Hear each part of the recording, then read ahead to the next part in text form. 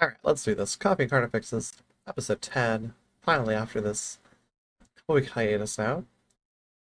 So I've been slacking a little bit. Today we're going to talk about the Hee Yaw GT for 2025. I was there this past weekend.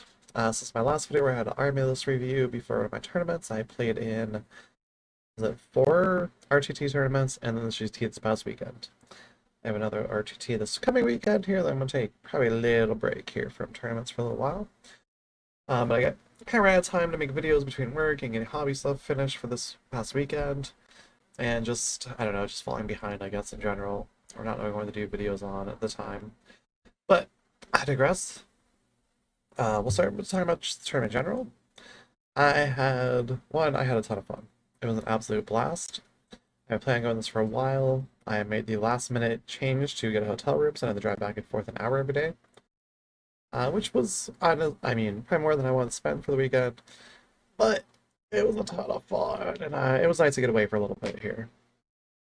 The hotel was really nice, the venue was fantastic. It was in Killeen, Texas, which maybe not the coolest vacation destination of a city. It is near one of our largest military bases, but there's a ton of food options. And I wasn't too far from home as it was either, so. Um, I guess we can spoil the way here. In case you're wondering, I'll talk about the missions. I'll show you the train setups. And then also my opponent's army list here. And I'm going to try to show names here. Even though there aren't names online, you can find them Best Coast pairing. I'm going to do my darndest not to show people's names because I'm not sure. I mean, it's all on Best Coast pairing. If someone saw your list winning a GT, they're going to show it on their videos and show your name and everything. But I'm going to try my best not to, just in case here. Since I'm a small content creator and I'm not sure some of the nuance on that either.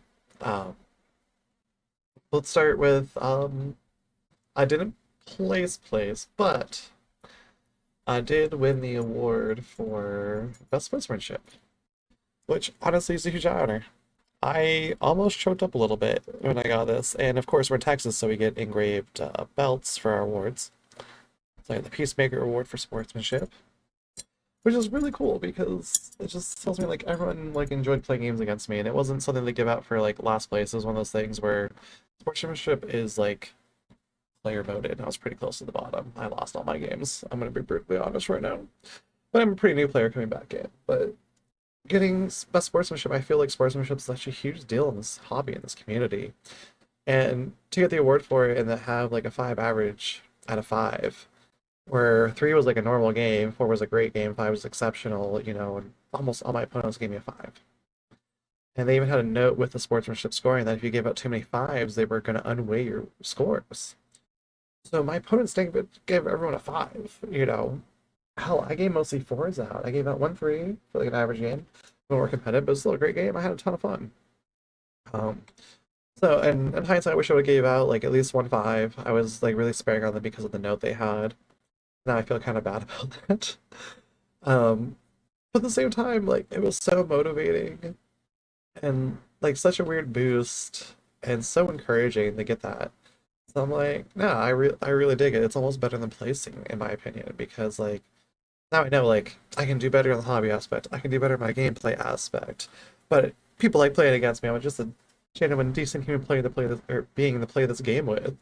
So it's like, hey, that's the important part, right? The rest of it's, you know, just extra, you know. And we'll get there. We'll get better at the game.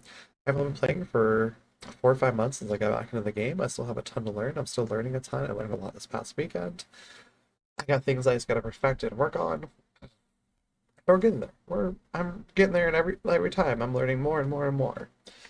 So, adapting my playstyle, adapting my deployments, thinking about what my opponent has. I'm learning the matchups. I'm learning the units. You know, it's just so much nowadays, especially coming into it like kind of late in the half point of the edition. But through my list, I ran Subterranean Assault. I did what is called Highlander. If you're not familiar with Highlander, they would have called it a comp, I guess. But here, you're taking no duplication in your detachments. So I figured for me, this would probably be a good thing to do because I'm like, maybe I won't play any knights. Well, there was a knight Highlander list because apparently it's really easy for knights to make a Highlander list. Me not thinking about that.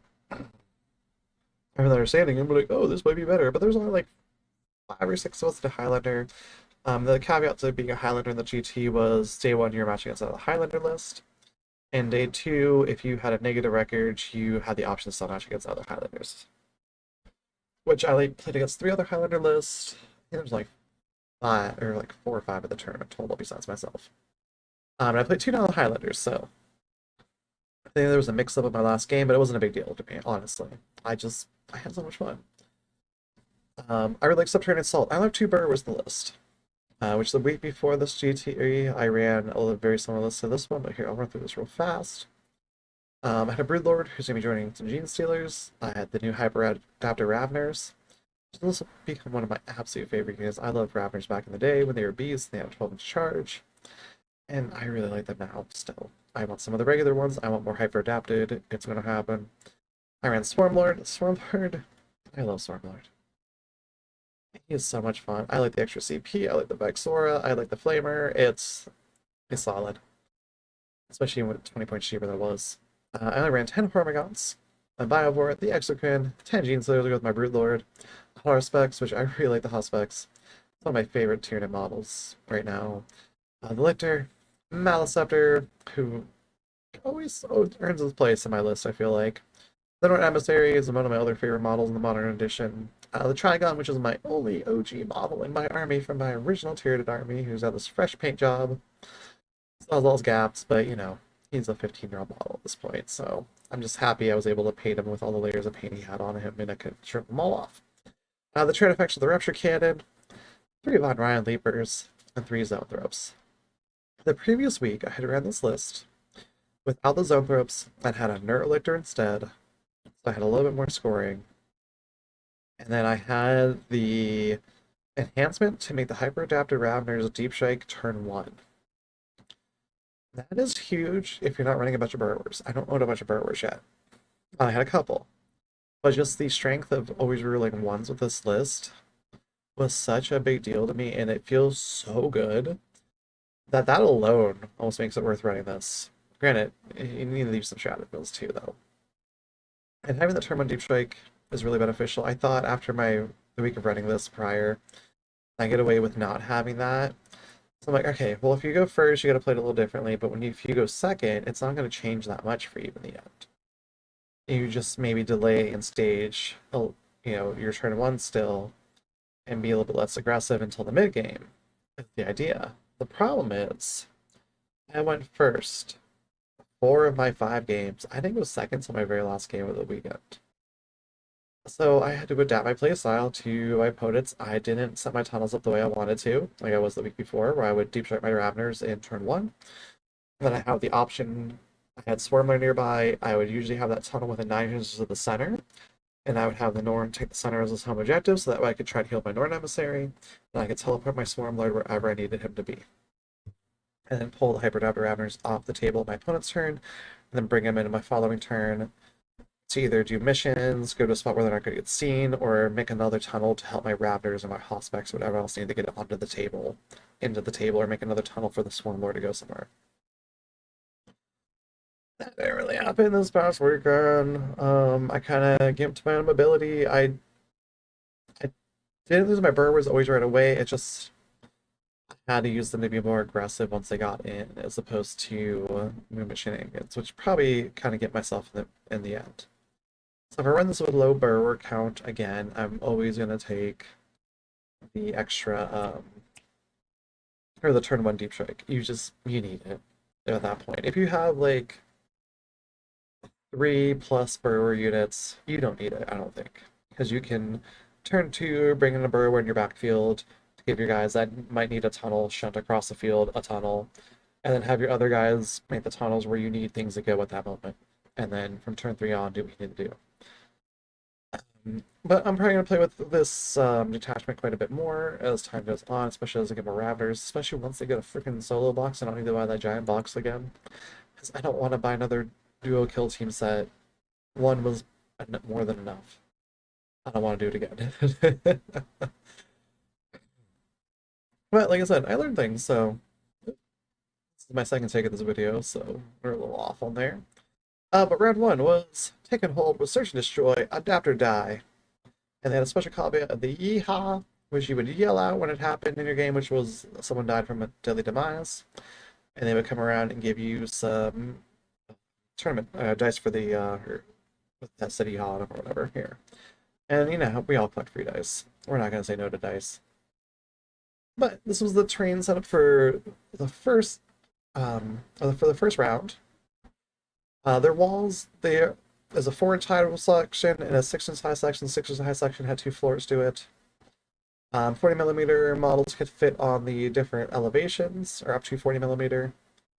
Just the rooms with the orange around them had like a full like footprint to them. The rest were just like the wall footprint. They're just good for blocking line of sight. And they actually had crates. They had something that wasn't freaking just ruins on the table. So props to that. They're like the only ones I've seen so far. These 2-inch ruins are like the Zubair rectangle pieces. They have a cross in the middle of them where either like a wagon wheel or like a little cactus dude would go. The actual tables, but their rule is, because a lot of people pull those out, is that nothing could end its movement on the cross. That was in the middle of those ruin pieces. Nothing could end its movement there. Absolutely nothing. Not infantry, not whatever. So that was the only caveat to those ruin pieces. Otherwise, everything could move through them. And there's like it seems like there's this area down here that's like kind of this big wide open area, but honestly, in practice, a lot of the areas are pretty covered, or they didn't have these like huge line of sight sections of them. It looks more open than it really was in practice on the map, which is which is fine. I like that they do their own train setups and not just use like the GW layouts. Um, they do events at 2 different game shops throughout the year, so they kind of test and play around with different train setups throughout the year for this event. So, oh, and let's see here. My first opponent was Space Wolves. He's running a highlighter list. Slayer the Beast Slayer. He's running Bajon the Felt-Handed, Iron Priest, Lieutenant with Combi Weapon, Logan Grimnar, Ragnar Blackmane, Wolfguard Battle Leader, and a Wolf Priest. Blood Claws, Reaver Squad, Repulsor Executioner, Scout Squad, Theta Thunderwolf Cavalry with a Wolfguard Head Takers, Wolfguard Terminators, and Wolfen with Storm Shields. The Wolfen with Storm Shields is really nasty. I took out the Turtles with the G-Stealers, which is great. I want to say I don't have a really super great memory of everything that happened after the weekend. And a couple days later, I do remember feeling pretty confident, like turn 2 and turn 3, but I think by the end of turn 3, going into turn 4 is where things started really falling apart for me. But the game was pretty close for the beginning, for a good portion of the beginning. I was doing some like really good damage back and forth. We're kind of pushing each other back and forth. The score was really close, I think, for most of it, where we never got to a challenger card, I don't believe, in this one. It's just a great game. All my opponents were great. Don't get me wrong. Hindsight, this is the person I wish I would have given a 5 to. Everyone else got 4s or 3s, which was exceptional. Like, they're all really good players, so I can't really say anything. I can't say anything bad about anyone, honestly. I did have one person I played against that someone pulled me aside and they're like, "Hey, this guy's got kind of a reputation. How was he to you?" And I'm like, because he's like, "I know you're newer coming out of this game," and like a lot of people recognized me there, really cool with me, and I was like, "No, listen, he was great with me." So I'm like, I don't know what's happened in the past, but this guy was awesome with me here. So I don't know. I don't want to be a part of, I don't have anything bad to say about him. So they were glad to hear that. 'Cause I just heard like hearsay, but that happens in this community. I think that's why sportsmanship is such like a big deal in this community in general, because like people start recognizing you. People know you'll have a reputation. So you want to have that good reputation in this community. Mission 2. Our mission was Terraform, Musubi Engagement, and Martial Pride. Hee Yaw was fully semi-automatic. Spend 5 CP or more in a single turn, which I'm surprised I didn't do. I think it was because I was on the ropes most of this game. This was my hardest matchup of the weekend. Probably the one I learned the most from, though, which is really weird. It was a hard matchup because it was essentially like playing against a Knight's army without playing against a Knight's army. The train setup was pretty nice. It's not quite the same as the previous one.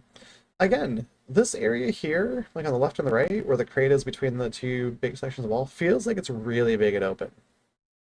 But in practice, It's not too bad, honestly. It practice feels pretty good.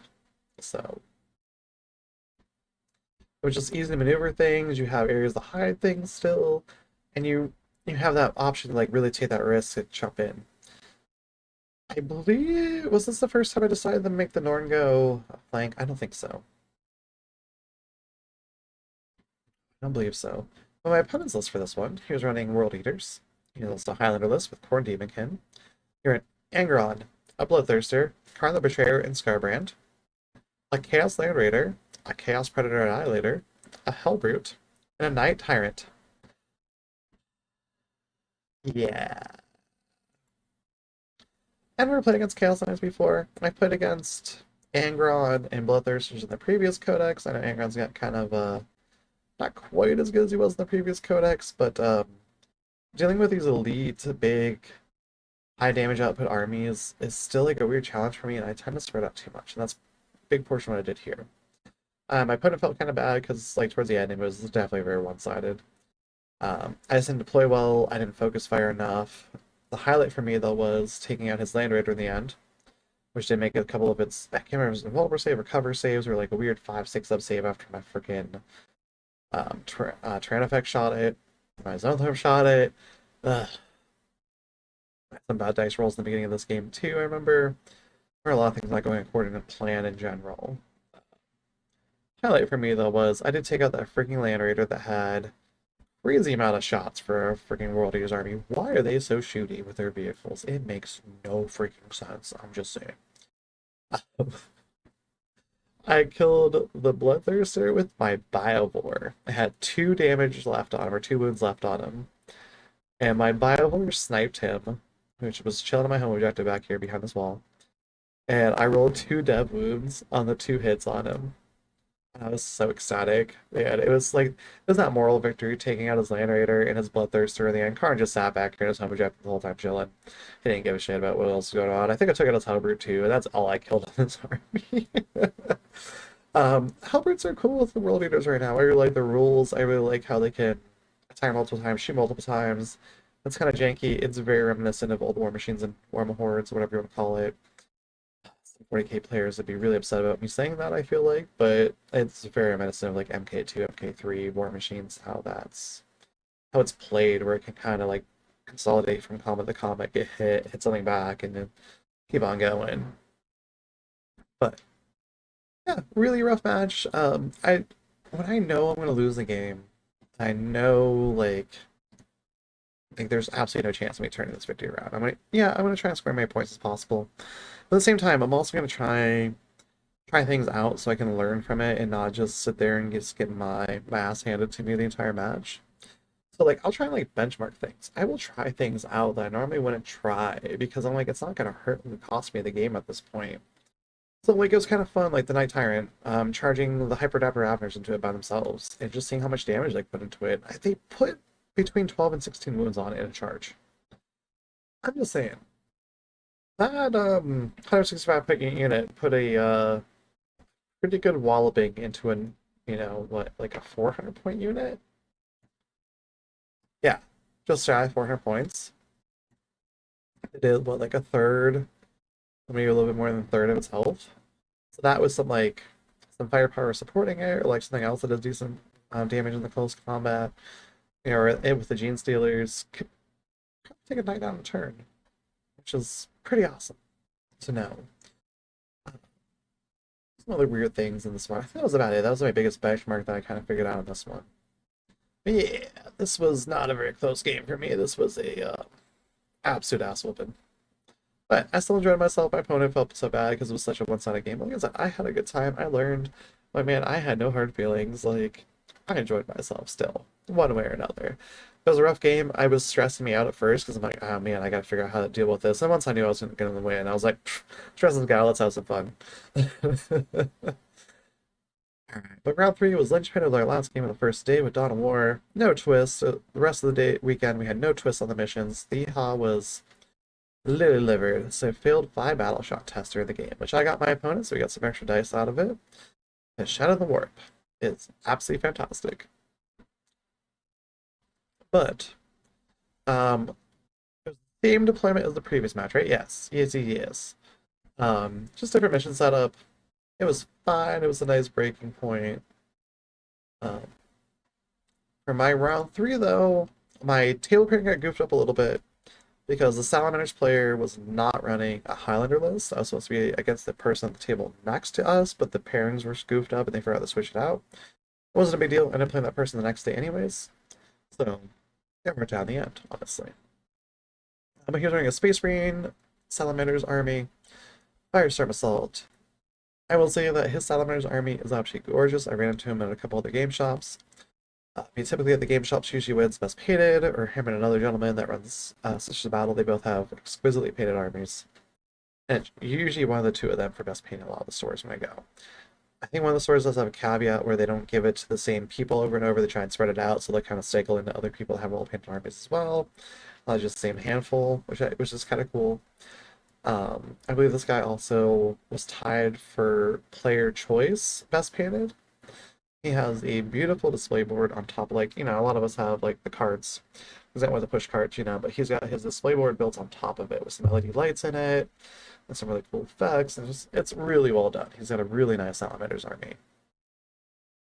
He's owning Adrax Agaton, Judiciar, Lieutenant with Combi Weapon, Vulcanistan, Pulsar, Blade Guard Veteran Squad, another Blade Guard Veteran Squad, Eradicator Squad, Infernus, Infiltrator Squad, Invader ATV, and another Invader ATV with a Land Raider Redeemer, Repulsor Executioner, and a Scout Squad, and another Scout Squad. This game was really close. I honestly, I think for a good portion of it, thought I was going to have it. I think by the time I started drawing, or now I'm trying to remember how that started going. They started pretty strong. They started doing pretty well, but I think towards the end, I just started taking too much damage. And I couldn't push too much. It was off. This is the game where I used my Norn Emissary to tank the left flank instead. So I made that his objective. And he sat there and tied up the Land Raider, one of your Eradicators, an ATV, and I think a Scout Squad for most of the game over there. And he had enough OC that he maintained the point too with all those things locked around him.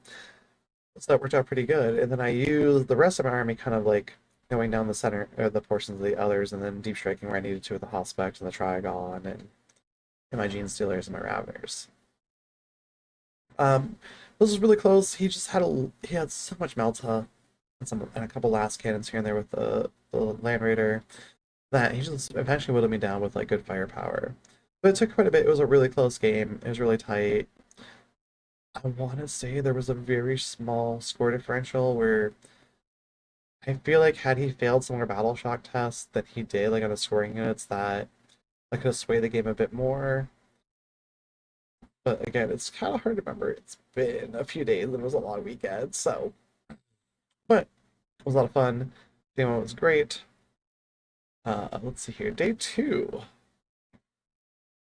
My favorite deployment of this edition. Mission Scorched Earth, a Crucible battle, no twist. The Hee Yaw was classic blunder. He used the CP reroll stratagem to reroll a 1 into a 1. My opponent had done this one as well. My opponent's got a lot of these. But anyways, yeah, a little bit different deployment on this day. It was a little reminiscent of the first. I think it is. Oh, it is the first deployment or the first terrain layout that we used. So they had two standardized ones. That's what it was. Again, I'm not a huge fan of this corner deployment. It's just a pain to set up. They pick up a laser light finally though, which made this a lot easier, honestly, to set up. So I was against a guard player, really nice gentleman, cool guard army. He was a Highlander list because I was negative losing all my games. I had the option to stay against other Highlanders. So I did, which would only match me against one other Highlander for the stay in the end, but that was absolutely fine because the other person I played against in my last game had also gone 4 losses at that point.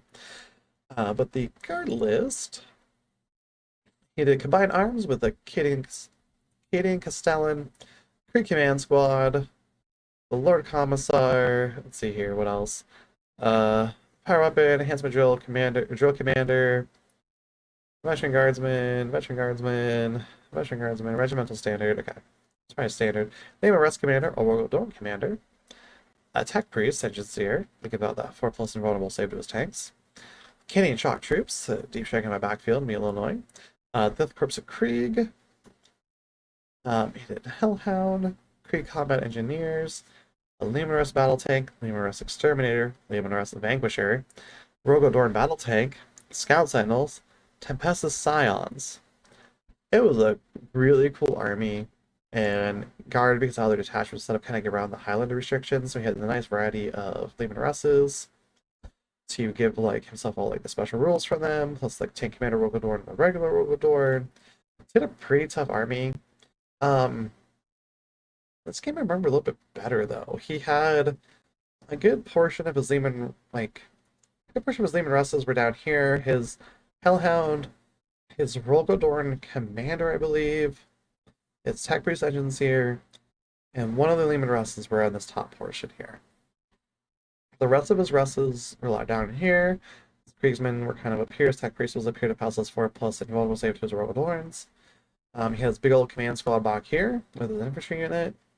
And then he has Tempestus Deep Strike back here to kind of cause me some issues. This was a really close game too. I believe I lost this game by like a point or just a couple points, honestly. Which wasn't a big deal. It was really fun. It was a great start to the day.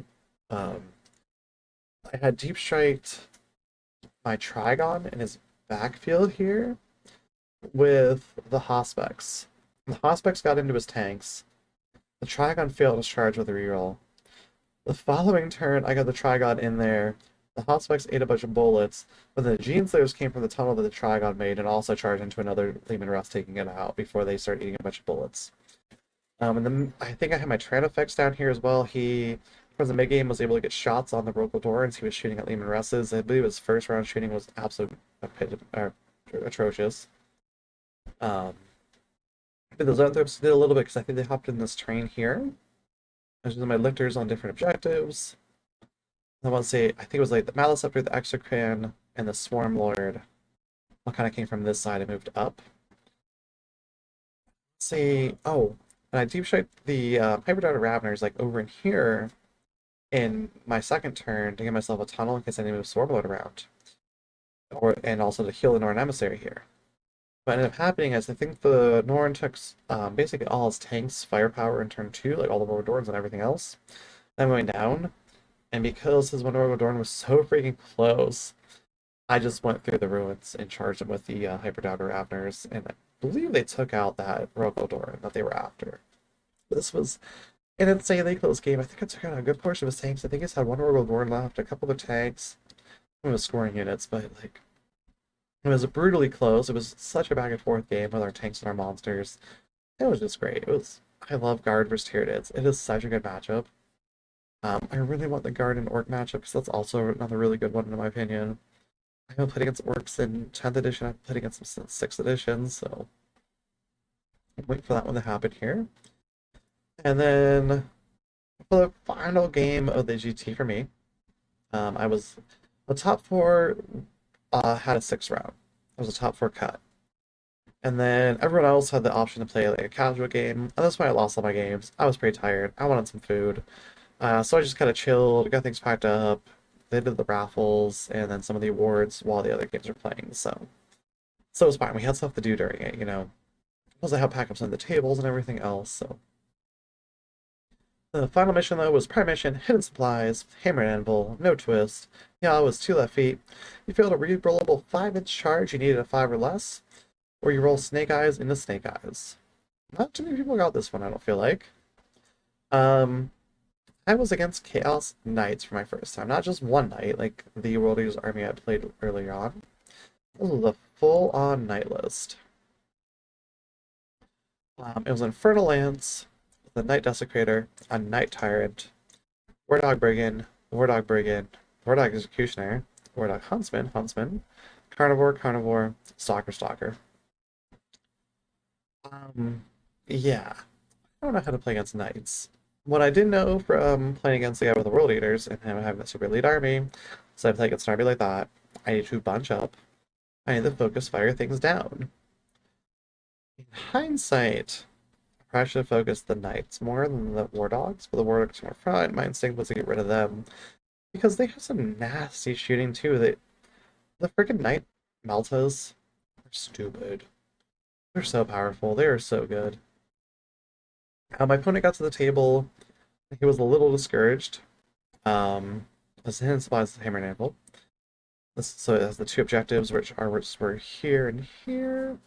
But my opponent was a little discouraged by the time he got to our game because he had been table turn 3 in all of his rounds before me. With his knights. So I was like, dang. And like you could tell like in his voice, he was a little discouraged. Um, I lost this game, not on purpose. I was trying to win it for sure. I was just learning curve with the knights, but um, I just realized something. The train was not set up right. The train was set up for this mission. This part was wrong right here. Anyways, not a big deal. Yeah, okay, anyways. Oh, because I went back and forth and I want to change the tables over lunch. Our tables to change at the very least. Anyways, not a huge deal. Not a huge deal whatsoever. But, like I said, first time playing Knights, really weird matchup for me. Our game went the full 5 turns. We ended the game. He tabled me turn 5. He only had one of his knights left, which the one that was his warlord was over in this flank here, still alive. We're, but I took out quite a few war dogs. My freaking hyper adaptive Ravners did so much freaking work. Oh my god. The Hospix failed me with his strength 14 attacks when he came in. He came in this backfield. Ideally, he was going to go in, destroy a war dog, and then fall back to his objective again. That did not happen. He failed to destroy that war dog, and then got shut the fuck up with a bunch of meltas. I came over on this flank though, with the Hyperdaptor Raptors and the Gene Slayers both. I put the Hyperdaptor Raptors into a war dog that was here. I put the Gene Stealers into the Knight to tie the Knight up. And then the Raptors made short work of the whatchamacallit, the war dog. And then I moved them back. I think I consolidated them into the Tyrant so they couldn't just be shot at by anyone but him. But he had a lot of blast weapons on it, and he wanted to get rid of the Gene Stealers first. So I eventually got rid of the Knight that was over here with my Hyperdaptor Ravners. I think my Carnifexes was over here too. He did some damage to the big knight, and also I believe some war dogs. Eventually was taking about a melt on a war dog charging him. Over here, the knight warlord just like was wrecking me. I failed quite a few 4+ invulnerable saves on my swarm lord and my Malceptor and my Dark Emissary, to be real. But I mean, in the end, I made Silver 5 against Knights my first time. I got tabled still, but he only had one model left, which, you know, a very significant model. But it was it was a big learning experience. I gave that guy his best game of the weekend. He told me, he was like, hey, this is my only game that won the full turns. And he was so happy about it, you know, and I can't be mad about losing all my games. Like I said, I've been playing 4 or 5 months. I had so much fun. Like, I had an absolute blast. And, you know, the trainer on top for me was winning best sportsmanship. That's a huge honor. It's pretty awesome, man. It's like knowing that like everyone enjoyed their games with you. No one had like a sour note. It wasn't just like because I lost all my games that gave me that sportsmanship award. It's like the people I played against scored me, not the TO. You know, so it's like, man, that's saying a lot, you know. I guess losing with grace is a big thing, but like I enjoy myself when I'm losing, man. It's so much fun because you can see like your opponent's going through like the ups and downs just like you are with the dice rolls and everything too. You know, your dice rolls, my dice rolls, like they affect both of us. Like they affect the flow of the game for both of us. You know, was the thing? Dice tell stories, like and it makes for just incredibly random events sometimes, and it's a good time. I will be back at the GT again. I will attend their other tournaments that they run throughout the year. As I said, it's just a really great group. I'll try and support these guys as much as possible as I can. Um, but by the time next year rolls around, I'm gonna have a little bit more cutthroat of a list. It's just how it's gonna be. That was like the learning curve for me now. I'm like, okay, this is what the really looks like in a GT situation. It was a little night heavy, but not too bad, but there's a lot of lead armies. Well, honestly, I like a nice mix of the GTs too, but it gives me what I need to shoot for, and unfortunately some of the things are like, yeah, maybe you should consider a second exocrine. Um, the Maliceptor, I would say, continues to prove himself over and over for me. The exocrine's solid. Northern Emissary is solid. The Carnifexes is solid. Litters are solid. The only thing that like I'm really thrown around with like not using as much for Tyranids for the most part, like I think the monsters that you use kind of depend on the playstyle and the list and the attachment. So like the Hospice isn't good on all attachments. Same with Screaming Killer. I think they're pretty good in what was it, Crusher Stampede. Really good at subtraining Assault. Or subtrain Assault, sorry. But the Brewler and Gene Stealers is like the one that I'm gonna play without for a little while. Because I just yes, they can do good damage. The problem is they're usually only getting one unit. I've considered running a 5-man Gene Stealer unit with just the Broodlord, which makes it 75 points cheaper, but it's still like it's about the same point cost as the Hyperdoubt Ravners at that point. And the Hyperdoubt Ravners outpunch that quite a bit. Hyperdoubt Ravners, unless it comes to single win models, punch just as hard, if not harder, than the Gene Stealers and the Broodlord. Especially once we start getting into higher toughness things with vehicles and monsters. It's like, man, I just want more Ravners at this point, is kind of what's coming to, so we'll see. Once that kit's available solo and not just in a kill team duo box, I'll probably get quite a few more Ravners when I can here.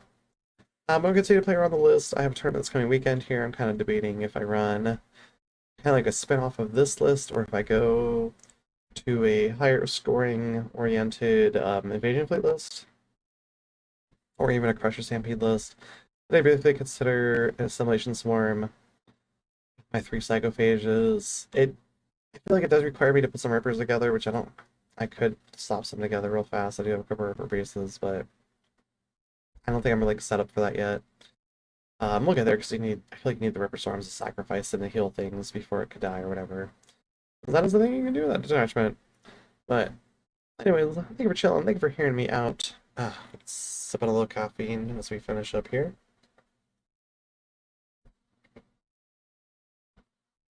I am a bit behind on videos, but I will be doing some more. I have a couple topics I want to talk about besides tournaments and competitive play.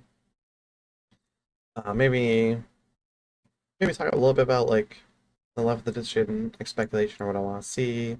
I don't know if into that. I know it's gonna be a big thing a lot of content creators are gonna be doing. Let's just wait and see what happens here. But anyways, thank you for hearing me out. Thank you for chilling. Thank you for popping by. And until next time, go drink some coffee.